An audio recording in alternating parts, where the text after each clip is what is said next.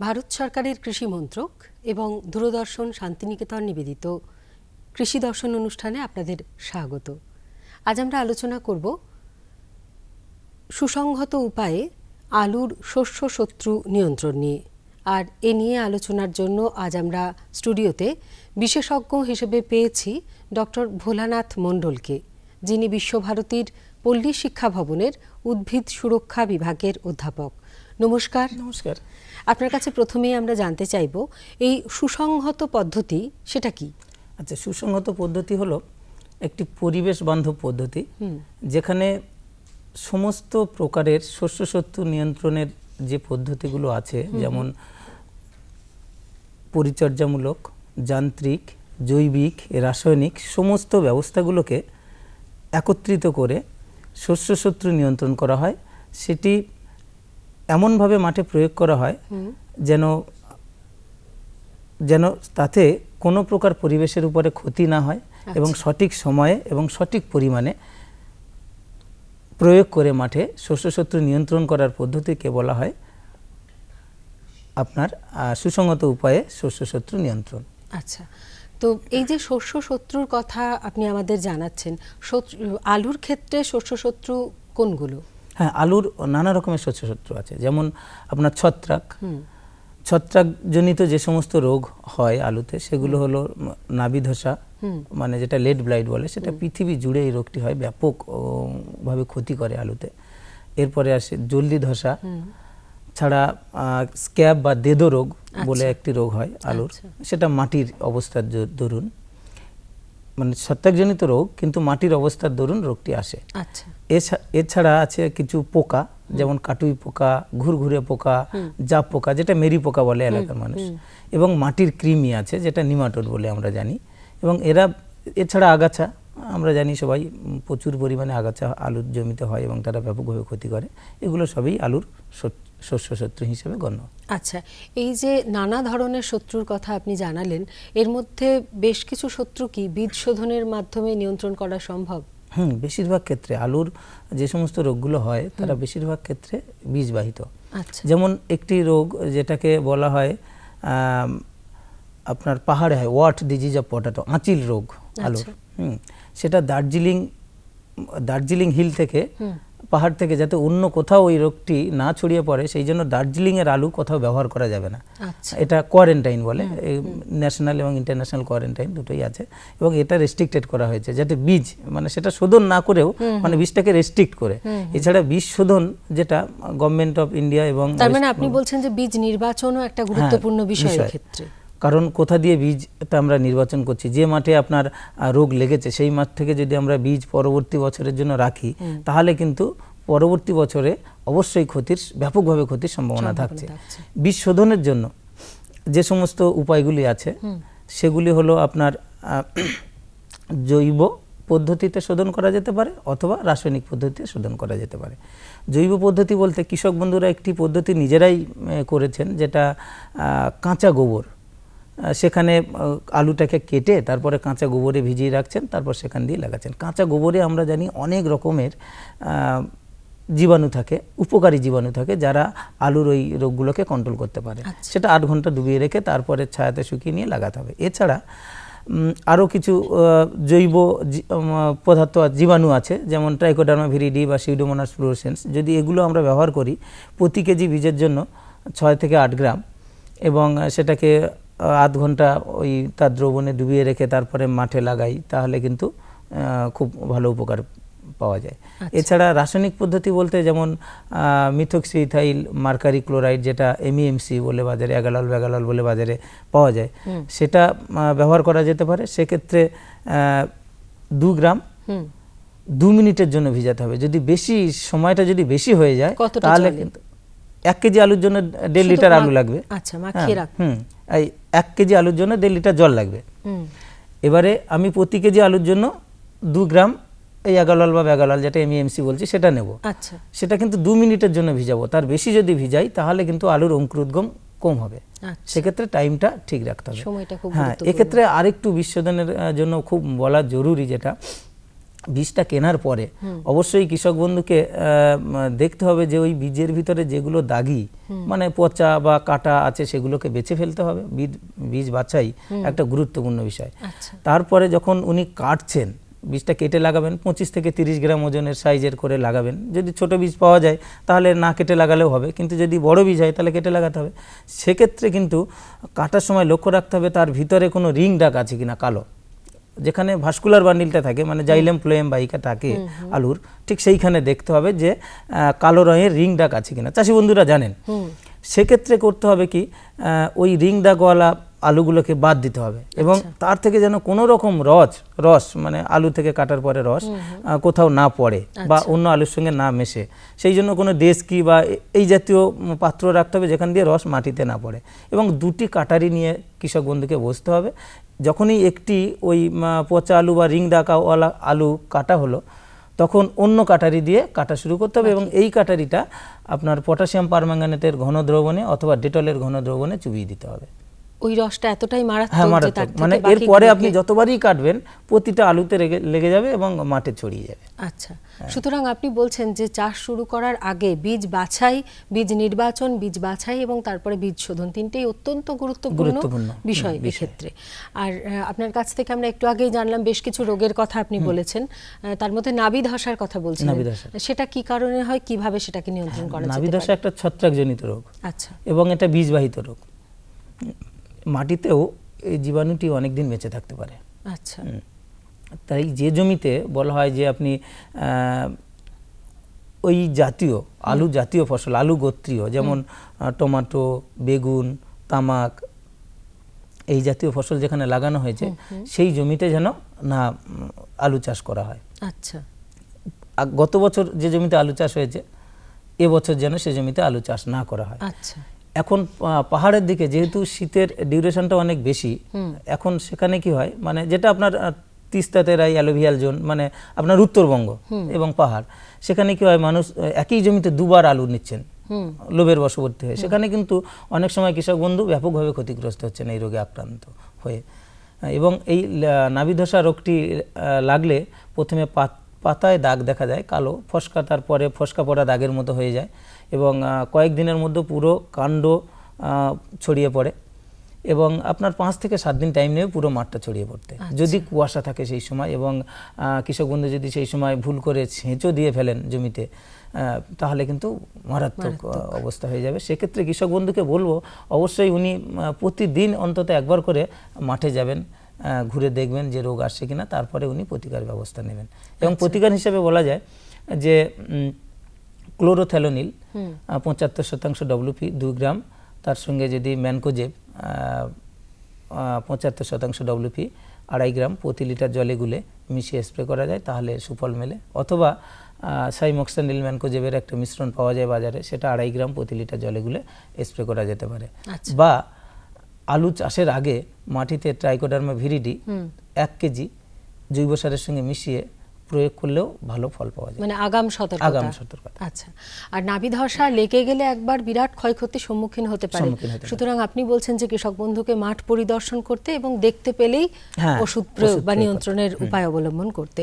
জলদি ধসা রোগ কতটা ভয়ঙ্কর হতে পারে আলু চাষের ক্ষেত্রে? এক্ষেত্রে দুটো রোগ দেখুন, একটা জলদি ধসা, একটা নাভি ধসা। নাভি মানে পরে, কিন্তু যেহেতু সাহেবদের দেওয়া নাম সেই জন্য আমাদের নাভি ধসাটা পরে আসে। মানে যখন গরম আসে, ধরুন আপনার জানুয়ারির শেষের দিকে যখন গরম শুরু হয়, ঠিক সেই সময়টায় নাভি ধসা জলদি ধসা আসতে শুরু করে।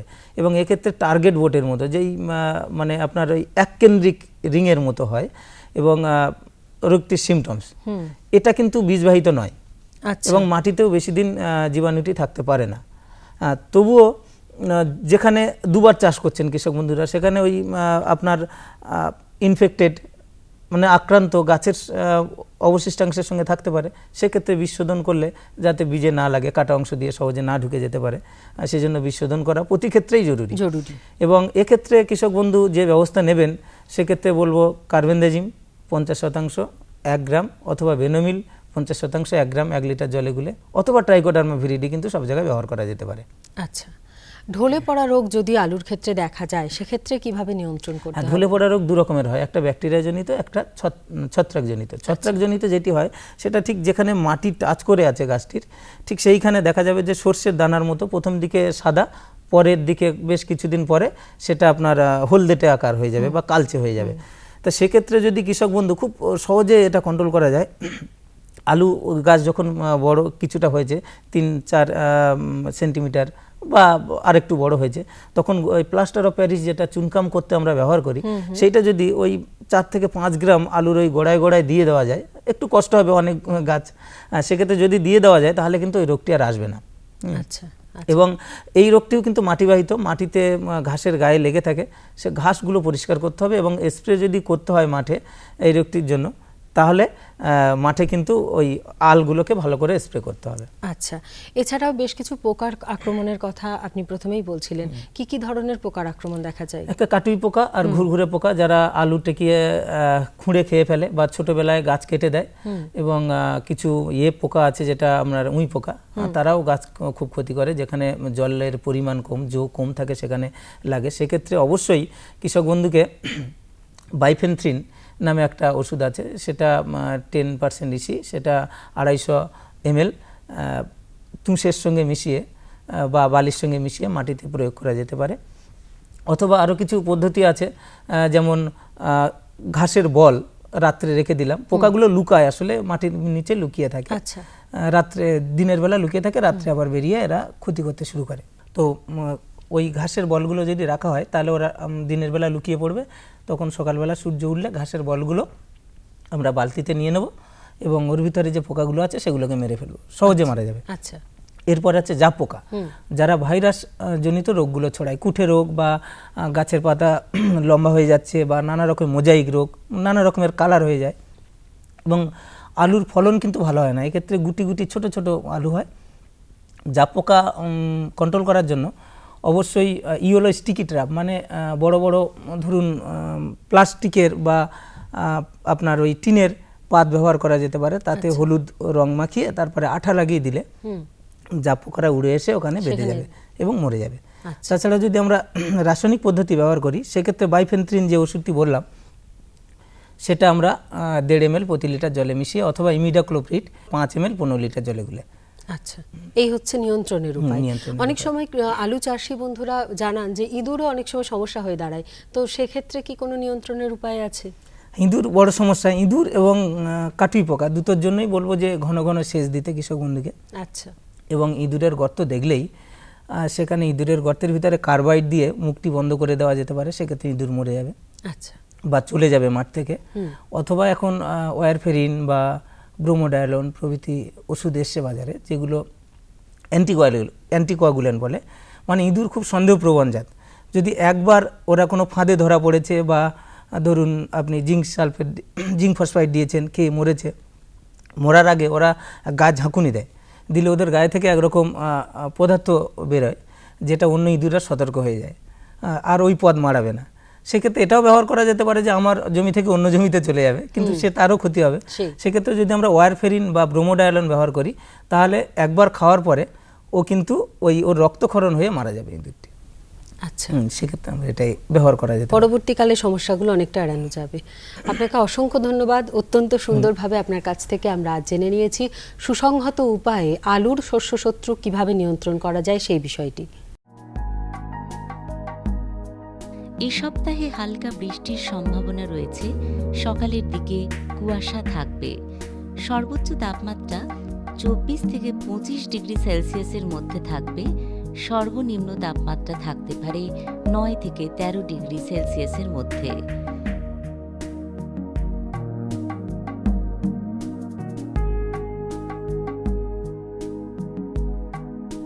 18 ডিসেম্বর সর্বোচ্চ তাপমাত্রা থাকতে পারে 25 ডিগ্রি সেলসিয়াসের কাছাকাছি, সর্বনিম্ন 9 ডিগ্রি সেলসিয়াসের আশেপাশে।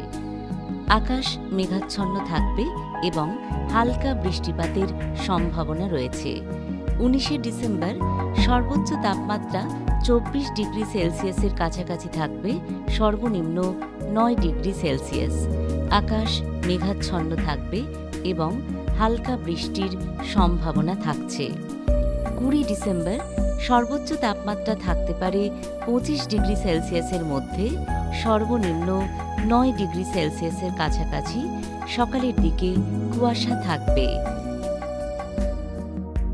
21 ডিসেম্বর সর্বোচ্চ তাপমাত্রা 25 ডিগ্রি সেলসিয়াসের কাছাকাছি থাকতে পারে, সর্বনিম্ন 11 ডিগ্রি সেলসিয়াস, সকালের দিকে কুয়াশা থাকবে। 22 ডিসেম্বর সর্বোচ্চ তাপমাত্রা থাকতে পারে 22 ডিগ্রি সেলসিয়াসের কাছাকাছি, সর্বনিম্ন 13 ডিগ্রি সেলসিয়াসের আশেপাশে, সকালের দিকে হালকা কুয়াশা থাকবে। 23 ডিসেম্বর সর্বোচ্চ তাপমাত্রা থাকতে পারে 23 ডিগ্রি সেলসিয়াসের কাছাকাছি, সর্বনিম্ন 11 ডিগ্রি সেলসিয়াস, সকালের দিকে হালকা কুয়াশা থাকবে। 24 ডিসেম্বর সর্বোচ্চ তাপমাত্রা থাকতে পারে 25 ডিগ্রি সেলসিয়াসের কাছাকাছি, সর্বনিম্ন 10 ডিগ্রি সেলসিয়াসের আশেপাশে। আজকে কৃষি দর্শন অনুষ্ঠানে আমাদের আলোচনার বিষয় সূর্যমুখী চাষ। বিষয়টি নিয়ে কথা বলবেন বিশেষজ্ঞ দেবাশিস ঘোষ। নমস্কার দাদা। নমস্কার। সহকৃষি অধিকর্তা, রাজনগর ব্লক থেকে এসেছেন উনি। দাদা, এই যে সূর্যমুখী চাষ নিয়ে আজকে আমাদের আলোচনার বিষয়, তো এই যে সূর্যমুখী চাষ কেন করব বা এটা উপকারিতা কি এই চাষের, এই বিষয়ে যদি কৃষক বন্ধুদের কিছু প্রথমে বলেন। সূর্যমুখী সম্বন্ধেই বলি। সূর্যমুখী আমাদের দেশে খুব বেশি দিন কিন্তু চাষ শুরু হয়নি, বাইরের দেশ থেকে এসেছে। তবে সূর্যমুখীর বিশেষ কিছু গুণ আছে, যেমন ধরুন এই যে তেল পাওয়া যায়, সূর্যমুখীর যে তেলটা আমরা ব্যবহার করি, এমনিতে অয়েল কন্টেন্টের বেশ যথেষ্ট ভালো, 40 to 45% তেল আমরা সূর্যমুখী বীজ থেকে পাই। তাছাড়াও সূর্যমুখীর তেলের বিশেষ যে বিষয়টি আছে সেটা হচ্ছে যে এটি পলি আনস্যাচুরেটেড ফ্যাটি অ্যাসিড, যেটার নাম হচ্ছে লিনোলেইক অ্যাসিড। এইটা পরিমাণ অনেক বেশি, 62 থেকে 64% পর্যন্ত এটা পাওয়া যায়, এবং এটা কোলেস্টেরল প্রিভেন্টিভ। আচ্ছা, হ্যাঁ, যেটা আমাদের ধমনীতে যে কোলেস্টেরল জমা হলে যেটা ভীষণ উপকারিতা আছে, বিশেষ করে হৃদরোগীদের যে তেল খাওয়ার ব্যাপারে যে একটা রেস্ট্রিকশন থাকে, সেইটার থেকে এটাকে মুক্তি পাওয়া যেতে পারে, এবং হৃদরোগীদের ক্ষেত্রে এটা খুব উপকারী। আচ্ছা, আর এই এটা তো আমরা একটা দিক দেখলাম, আর চাষি ভাইরা চাষ করবেন আর কি কারণে করতে পারেন? চাষি ভাইরা মূলত এটার প্রতি আকৃষ্ট হবেন এই কারণে যে সূর্যমুখী তেলের একটা বাজার রয়েছে। সাধারণ যে আমাদের ভোজ্য তেলগুলো আছে তার মধ্যে থেকে যথেষ্ট ভালো দাম পাওয়া যায় সূর্যমুখী তেলে, এবং সূর্যমুখী তেলের যে এই গুণগুলো তো আছে রয়েছে। এছাড়া যে সূর্যমুখী তেলটা বের করে নেওয়ার পরে যে আমরা খোলটা পাই, এই খোলটার মধ্যে 40 to 45% প্রোটিন থাকে। তো এই খোলটা আবার গবাদি পশু, বিশেষ করে চাষি ভাইরা, একজন গ্রামের চাষি ভাই মানে তার সমস্ত রকম এন্টারপ্রাইজই আছে, অ্যানিমাল হাজবেন্ডারি থেকে শুরু করে সবকিছু। তো এটাও কিন্তু গবাদি পশুর একটা উৎকৃষ্ট খাবার হিসেবে ব্যবহার হয়। এছাড়া সূর্যমুখী হচ্ছে এমন একটা ফসল, বছরের যে কোনো সময় এটাকে তার ক্রপিং সিস্টেমের মধ্যে ফিট করা যেতে পারে, যে এই সময়টাই না হলে হবে না এরকম কোনো ব্যাপার নেই। আচ্ছা আচ্ছা। এছাড়া সাথী ফসল হিসাবে এর সঙ্গে অন্যান্য ফসল নেওয়া যেতে পারে, যেমন বরবটি নেওয়া যায়, এর সঙ্গে আপনার রাগি চাষ করা যায়, এর সঙ্গে বাদাম চাষ করা যায়, মানে দুটো সারির মাঝখানে অন্য ফসলের নেওয়া যেতে পারে। আচ্ছা আচ্ছা, একসঙ্গে একাধিক ফসলের সঙ্গে তুলে নিতে চাষ করা যেতে পারে, ঠিকই। আচ্ছা, এই সূর্যমুখী চাষ করতে গেলে কি ধরনের জমি বা কিরকম মাটি প্রয়োজন? সূর্যমুখী সাধারণত সব ধরনের মাটিতেই শুট করে। আচ্ছা, তবে এবারে সিজনের উপর নির্ভর করে আমাদের জমি নির্ভর করতে হয়। একটা বিশেষ অসুবিধা হয়, সূর্যমুখী অতিরিক্ত জল জমার অবস্থা সহ্য করতে পারে না। তো সেই জন্যই সেরকম অবস্থায় জমি নিতে হবে যেখানে জল দাঁড়াতে পারে না, এবং বর্ষাকালে যেখানে চাষ হয় সেখানে এঁটেল মাটিতে চাষ হবে না। আবার তো এই ব্যাপারগুলো আমাদের মাথায় রাখতে হবে। মাটিরটা প্রায় প্রসম মৃত্তিকা হলে ভালো হয়। আমাদের এই অঞ্চলে যেগুলো আছে সেগুলো বেশিরভাগ হচ্ছে গিয়ে অ্যাসিড মাটি। তো অ্যাসিড মাটিতে ফলন একটু মার খাবে, তো সেটাকে প্রসম করে নেওয়ার জন্য আমাদের চুন জাতীয় পদার্থ মিক্স করে নিতে হবে। আবার লবণাক্ত মাটি পর্যন্ত সহ্য করতে পারে সূর্যমুখী। তো লবণাক্ত মাটিতে আবার যদি আমরা জিপসাম দিয়ে একটু অ্যামেন্ডমেন্ট করে নিই মাটিটাকে, সেক্ষেত্রে সালফারের ডেফিসিয়েন্সিটা পূরণ করা যায়। আবার যথেষ্ট ভালো পরিমাণে ফলন পাওয়া যেতে পারে। মানে মাটি যে কোনো রকম মাটি আপনি বলছেন হ্যাঁ, হতে পারে, কিন্তু কিন্তু সেটাকে সেটাকে উপযোগী করে নিতে হবে।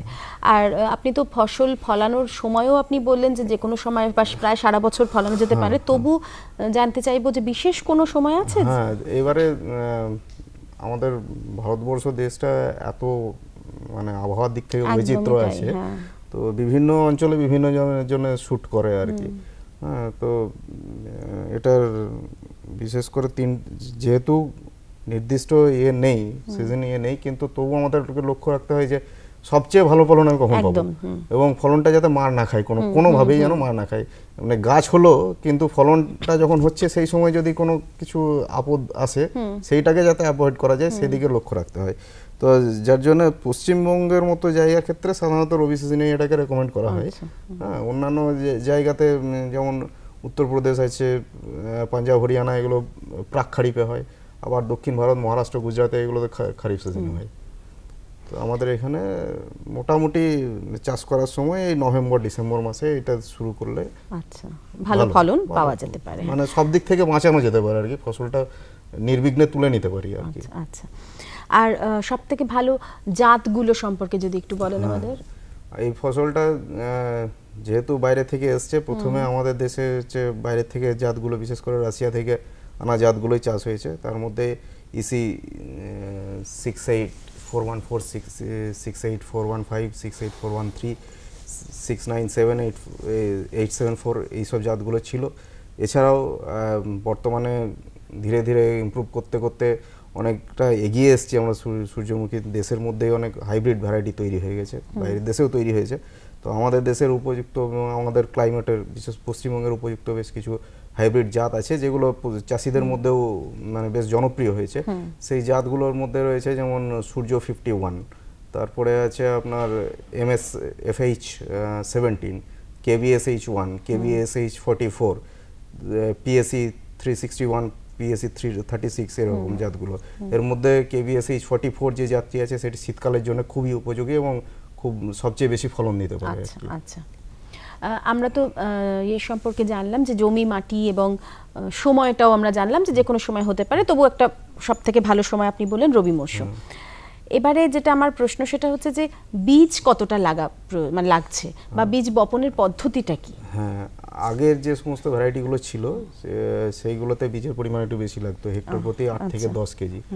বর্তমানে যে সমস্ত, বিশেষ করে যেহেতু হাইব্রিড চলে এসছে, এবং বেশি লাগতো এই কারণেই যে সেই সময় দূরত্বটা একটু কাছাকাছি বসাতে হতো আর কি। কিন্তু হাইব্রিড গাছগুলোর ভেগার বেশি হওয়ার জন্য এদের দূরত্বটা একটু বেশি করে দূরে দূরে লাগাতে হয়, যার জন্য হচ্ছে গিয়ে বীজের পরিমাণটা কম লাগে। সেক্ষেত্রে এখানে হেক্টর প্রতি 5 কেজি বা একর প্রতি 2 কেজি, যাই হোক, সেই পরিমাণ বীজ দিলেই হয়। আর বীজ বপনের সময় আমরা সাধারণত লাইন করেই লাগাই এক্ষেত্রে। সারি থেকে সারির দূরত্ব 2 ফুট, এবং একটা সারির মধ্যে দুটো গাছের মধ্যে দূরত্ব 1 ফুট। এই হিসাবে আমরা বিশেষ করে হাইব্রিডের ক্ষেত্রে এটা মেনটেন করি। আচ্ছা, আর সার কি ধরনের সার দিতে হবে এখানে? জৈব সার খুবই জরুরি। হ্যাঁ, এবার সার প্রয়োগটা আমরা সাধারণত বলি, চাষি ভাইদের বলি, আগে মাটি পরীক্ষা করিয়ে নিয়ে মাটি পরীক্ষার ভিত্তিতে যে এটা আসবে সেইটা উপযুক্ত সার যেটা সেটা। এবারে যেহেতু এখন বেশি হাইব্রিড জাত চাষ হচ্ছে, হাইব্রিড জাতগুলো সার গ্রহণ ক্ষমতা অনেক বেশি, এবং যত ভালো সার গ্রহণ করতে পারে তত ভালো ফলনটাও তত ভালো দিতে পারে। যার জন্য পূর্ববর্তী সময়ে যে সমস্ত সারের ডোজ রেকমেন্ডেড ছিল, এখন তার সুপারিশ মাত্রা অনেক বেড়ে গেছে। তো হেক্টর প্রতি NPK 80, 100, 100 এই ডোজ এখন বর্তমানে আর কি রেকমেন্ডেড হচ্ছে। তো সেই জন্য এবারে মূল সার হিসাবে অর্ধেক পরিমাণ নাইট্রোজেন, অর্ধেক পরিমাণ পটাশ এবং পুরো ফসফেট সারটা প্রথমে দিয়ে মূল সার জমি তৈরির শেষ চাষের সময় দিয়ে, জমি তৈরি করার সময় এটা দিতে হবে। তারপরে বীজ লাগিয়ে, এবং পরে চাপান সার হিসাবে বাকি অর্ধেক পরিমাণ নাইট্রোজেন এবং পটাশ একবার সেচ দেওয়ার পর, মানে লাগানোর প্রায় 30 দিন পর এটা প্রয়োগ করতে হবে। আচ্ছা, আর এই অনুখাদ্যের প্রয়োজনীয়তাটা কোথায় এখানে? অনুখাদ্য একটা বিশেষ গুরুত্ব আছে এখানে। বিশেষ করে অনুখাদ্য, 3টে অনুখাদ্য খুব জরুরি: জিঙ্ক, বোরন, মলিবডেনাম। তার মধ্যে সানফ্লাওয়ার বা সূর্যমুখী হচ্ছে বোরন রেসপন্সিভ খুব, কারণ বোরনের যদি অভাব হয় তাহলে সূর্যমুখীর ক্ষেত্রে বিশেষ কিছু অসুবিধা দেখা যায়। যেমন ধরুন আগার বৃদ্ধি হয় না, আগার পাতাগুলো হলদেটে মতো হয়ে যায়, ছোট হয়ে যায়, পরে কমলা হয়ে যায়, তারপরে দেখা যাবে শুকিয়ে যাচ্ছে। তারপরে আমরা যেটা একটা ফুল থেকে যতটা বড় ফুল পাচ্ছি, পাশাপাশি অনেকগুলো ব্রাঞ্চ হয়ে যায়, সেই জন্য ফুলগুলো ছোট ছোট হয়ে যায়, যার জন্য বীজের পরিমাণ বেশি হয় না, নাম্বার অফ ফ্লাওয়ার্স বেশি হলো, অনেক বেশি এটা হলো। তারপরে যে কুঁড়ি সাধারণত ফুল আসতেই চায় না, মানে অনেক লেট হয়, এবং কুঁড়ি এলো তো ফুটতে চায় না। তারপরে আপনার পরাগনালী বিকাশ হয় না, যার জন্য নিষেক প্রক্রিয়াটা মানে সম্পূর্ণ হয় না, বীজটা পুষ্ট হয় না, যেন চিটে বীজ হয়, ফলনটা অনেক মার খেয়ে যেতে পারে। আচ্ছা আচ্ছা। এমনিতে তো বললেন আপনি যে সূর্যমুখী ভালো ফলন হয় এমনি মোটামুটি, কিন্তু বিশেষ কোনো ব্যবস্থা কি নেওয়া যেতে পারে যাতে আরো ভালো ফলন কৃষক ভাইরা পেতে পারেন? আমাদের এখানে একটা বিষয় লক্ষ্য রাখতে হবে যে সূর্যমুখী একটা কিন্তু ইতর পরাগযোগী উদ্ভিদ আর কি, তো যার জন্য এক্সটার্নাল পলিনেটর বা বাইরের থেকে যারা পরাগ সংযোগে সাহায্য করে তাদের উপস্থিতি খুব বেশি পরিমাণে প্রয়োজন। এবং সেক্ষেত্রে আমাদের মৌমাছির বাক্স যদি আমরা লাগাই সেক্ষেত্রে ভালো হতে পারে, কিন্তু কোনো কারণে যদি দেখা যায় পলিনেটর কম আছে, মৌমাছি বাক্স লাগানোর জায়গা নেই, সেক্ষেত্রে আমরা কৃত্রিম উপায়ে পরাগ সংযোগ করাতে পারি। সেটার পদ্ধতিটা হচ্ছে গিয়ে যে সকালবেলার দিকে, মানে সকাল 7টা থেকে 11টার মধ্যে এটা করতে হবে। মানে ওই বিশেষ সময়টাকে বেছে নিতে হবে, কারণ ওই সময় পোলেন ভায়াবিলিটি বা পরাগের সক্রিয়তা বেশি থাকে, এবং স্টিগমাল রিসেপ্টিভিটি বা গর্ভমুণ্ডের যেটা আছে তার ক্যাপচারিং ক্ষমতাটা বেশি থাকে, হ্যাঁ, যার জন্য পরাগ সংযোগটা অনেক বেশি এফেক্টিভ হয়। তো ওই সময় করতে হবে কি, একটা হালকা দড়ি নিয়ে মাঠের এই প্রান্ত থেকে ওই প্রান্ত ধরে টেনে যেতে হবে, তাতে দড়ির মধ্যে এক ফুলের পরাগগুলো রাখলো, পরেরটাই আবার সেটা টাচ হবে, এইভাবেই হতে হবে। এটা যদি সম্ভব না হয় তাহলে একটা মসলিন কাপড় নিয়ে হাতে করে বিভিন্ন ফুলে ছুঁয়ে ছুঁয়ে ছুঁয়ে ছুঁয়ে যেতে হবে। এবং এটা যখন ফুল ফোটার সময়, যে সময়টা ফুল হয়, একদিন অন্তর অন্তর করে যেতে হবে। আচ্ছা, এটা কতদিন করতে হবে? এটা যতদিন ফুলটা ফুটতে থাকবে এটা চালিয়ে যেতে হবে একদিন অন্তর অন্তর। আচ্ছা, এটা খুব মানে ইন্টারেস্টিং পদ্ধতিটা। হ্যাঁ, আচ্ছা, ভালো ফলন তো হচ্ছে, কিন্তু ফলন হওয়ার সঙ্গে সঙ্গে আরেকটা জিনিস ভীষণ যেটা আমাদের মাথায় আসে সেটা হচ্ছে রোগ। হ্যাঁ, কি ধরনের রোগ হতে পারে এবং তার প্রতিকার কি, এই বিষয়ে যদি একটু বলেন। আচ্ছা, সূর্যমুখীতে রোগ পোকা দুটোই কখনো কখনো মারাত্মক আকার ধারণ করতে পারে। রোগগুলোর মধ্যে বিশেষ করে কাণ্ডের গোড়া পচা বা ফুলের পেছন থেকে পচন শুরু হয়, স্ক্লেরোসিয়াম হেড রট বলি আমরা, স্ক্লেরোসিয়াম উইল্ট থাকে। তো এছাড়া অল্টারনেরিয়া বলে একটা ছত্রাক আছে, সেটা পাতায় আক্রমণ করে এবং পাতাতে বাদামি বাদামি দাগ তৈরি হয়, পরে পাতাটা মারা যায়। চারকোল রট বলে একটা রোগ আছে, যেটা কাণ্ডের মধ্যে আসে এবং পুরো কালো মতো হয়ে যায়, ওটা পরে শুকিয়ে যায়, গাছ শুকিয়ে যায়। তো এই সবগুলোর ক্ষেত্রে মানে ওভারঅল যদি সমস্ত রোগ আমি প্রতিরোধ করতে চাই, তো আমার প্রথম যেটা কাজ করতে হবে সেটা হচ্ছে বীজ শোধন করতে হবে। কেননা বীজবাহিত অনেক জীবাণু থাকে, যেগুলোকে আমরা বীজ শোধনের মাধ্যমেই আমরা সেখানে আটকাতে পারি। বীজ শোধনের জন্য আমরা থাইরাম 3 গ্রাম প্রতি কেজি বীজের জন্য, অথবা ম্যাঙ্কোজেব 2.5 গ্রাম প্রতি কেজি বীজের জন্য ব্যবহার করতে পারি। এছাড়া আমরা যখন জৈব সার প্রয়োগ করি, জৈব সারের সঙ্গে ট্রাইকোডার্মা ভিরিডি, ট্রাইকোডার্মা হার্জেনিয়াম ইত্যাদি বিভিন্ন ছত্রাকগুলো মিশিয়ে যদি আমরা প্রয়োগ করি মাটিতে, তাহলেও কিন্তু মাটির বাহিত যে জীবাণুগুলো সেগুলো নষ্ট হতে পারে। এছাড়া আমরা সংশ্লিষ্ট বীজ ব্যবহার করব, সেটার দিকে নজর রাখতে হবে। আচ্ছা, আমাদের সময় প্রায় শেষের মুখে, আমি শুধু আপনার কাছে শেষ প্রশ্ন আমার, সেটা হচ্ছে যে ফলন কিরম হতে পারে? আচ্ছা, আমি প্রকার নিয়ে একটু বলে দিই। সবচেয়ে বেশি ক্ষতি করে হচ্ছে গিয়ে মানে ডাইরেক্ট ফুলটাকে নষ্ট করে সেরকম পোকা। তো সেটাকে আমরা আইপিএম পদ্ধতি ব্যবহার করে এটা চেষ্টা করব এটা দমন করার। আর ফলন আমরা 1 হেক্টর জমি থেকে প্রায় 20 কুইন্টাল মতো বীজ পেতে পারি। অনেক ধন্যবাদ আপনাকে। আমরা জানলাম আজকে আলোচনার শুরুতেই আমরা সূর্যমুখী চাষের উপকারিতা সম্পর্কে আমরা শুনেছি, এবং কিভাবে এর ফলন বাড়ানো যেতে পারে এটাও আমরা জানলাম আমাদের বিশেষজ্ঞের কাছে। আশা করব কৃষক বন্ধুরা এতে যথেষ্ট লাভবান হবেন। আপনি ভালো থাকবেন, সকলে ভালো থাকবেন। অনুষ্ঠান শেষ করছি, নমস্কার। কেমন লাগছে আমাদের অনুষ্ঠান আমাদের চিঠি লিখে জানান। চিঠি লেখার ঠিকানা কৃষি দর্শন, অধিকর্তা দূরদর্শন কেন্দ্র, শান্তিনিকেতন, শান্তিনিকেতন, সূচক 731235।